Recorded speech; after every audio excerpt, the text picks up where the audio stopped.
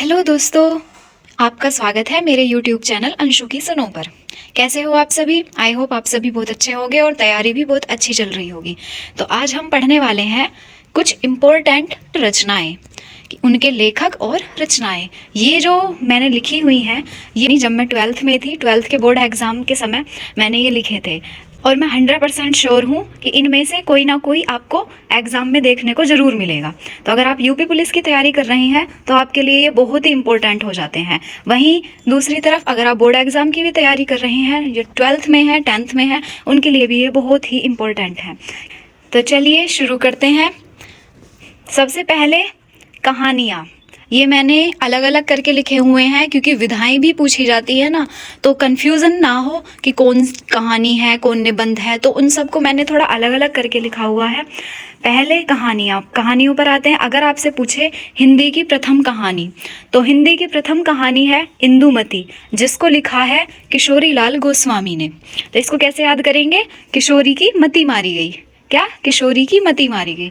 तो इंदुमती हिंदी की पहली कहानी के साथ साथ ये इनके कहानीकार हैं किशोरीलाल गोस्वामी। दूसरी है प्लेग की चुड़ैल। प्लेग की चुड़ैल के कहानीकार हैं लाला भगवान दीन। अब इसको कैसे याद करना है कि जिसको प्लेग हो जाएगा उसको तो सिर्फ भगवान ही बचा सकते हैं। तीसरी है दुलाई वाली।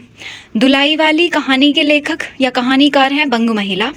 तो दुलाई, दुलार, लाड प्यार कौन करती हैं? ज़्यादातर महिलाएं करती हैं। तो दुलाई वाली की कहानीकार बंग महिला।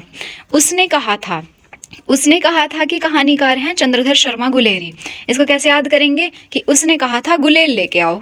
तो उसने कहा था गुलेल लेके आओ, अर्थात गुलेरी, चंद्रधर शर्मा गुलेरी। 11 वर्ष का समय, ये बहुत ही इंपॉर्टेंट है। 11 वर्ष का समय के कहानीकार हैं रामचंद्र शुक्ल जी। अब आते हैं प्रेमचंद्र जी पे।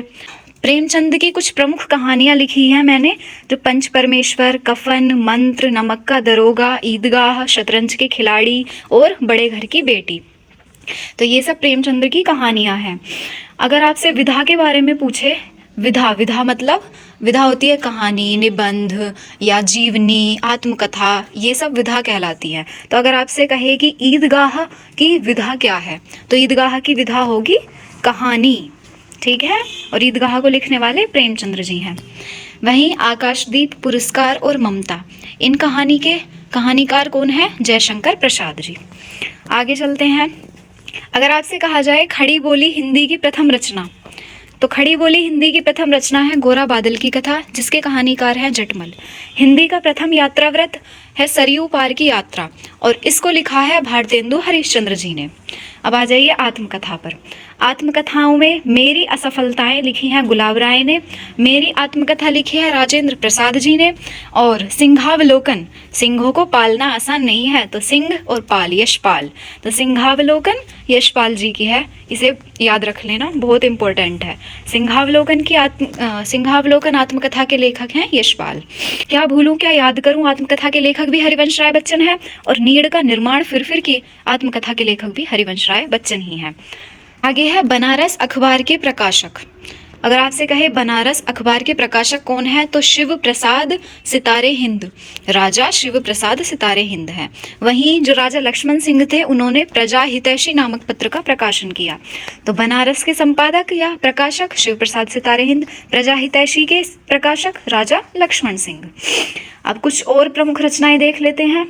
प्रेम सागर के हैं लल्लूलाल, नासिकेतोपाख्यान के सदल मिश्र, रानी केतकी की कहानी लिखी है इंशाअल्लाह खान ने, और चंद छंद वर्णन की महिमा लिखी है कवि गंग ने। ये सब जितनी भी हैं मोस्ट इम्पोर्टेंट हैं, इनको बिल्कुल रट डालो। अब आते हैं कुछ रचनाओं पे जिन पे ज्ञानपीठ पुरस्कार दिया गया है। तो ज्ञानपीठ पुरस्कार और कब मिला उस सन को भी ध्यान रख लेना। तो जैसे महादेवी वर्मा को किस कृति पर मिला था ज्ञानपीठ पुरस्कार? वो है यामा। और यामा पर कब मिला इन्हें? 1982 में।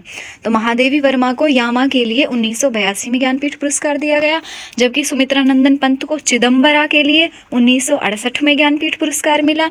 वहीं रामधारी सिंह दिनकर को उर्वशी रचना के लिए 1972 में ज्ञानपीठ पुरस्कार मिला। अगर आपको याद ना हो तो इन्हें बार बार लिख कर देख लेना इनकी सन, ठीक है। आइए अन्य रचनाओं पे, जैसे आंसू कामायनी किसकी है? जयशंकर प्रसाद जी की।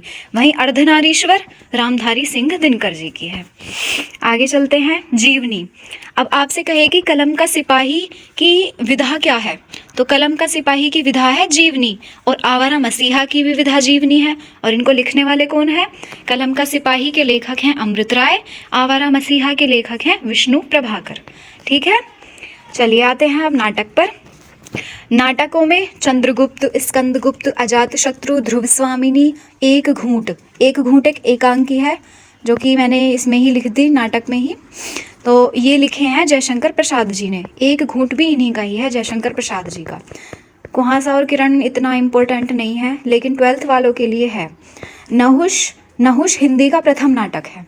तो अगर आपसे कहे हिंदी का प्रथम नाटक, तो वो है नहुष, जो कि लिखा है गोपाल चंद्र गिरधर दास जी ने। ठीक है, आगे चलते हैं। उपन्यासों में सेवा सदन, रंगभूमि, कर्मभूमि, गबन, गोदान, निर्मला, कायाकल्प, ये किसके हैं? प्रेमचंद्र जी के। अभी हमने थोड़ी देर पहले जो पढ़े थे प्रेमचंद्र जी के, वो क्या पढ़ी थी? कहानियाँ। इसलिए मैंने ये अलग अलग करके लिखे हुए हैं कि कहानियाँ एक तरफ आ जाएंगी और जो अलग विधाएं हैं उपन्यास वगैरह वो एक तरफ आ जाएंगे।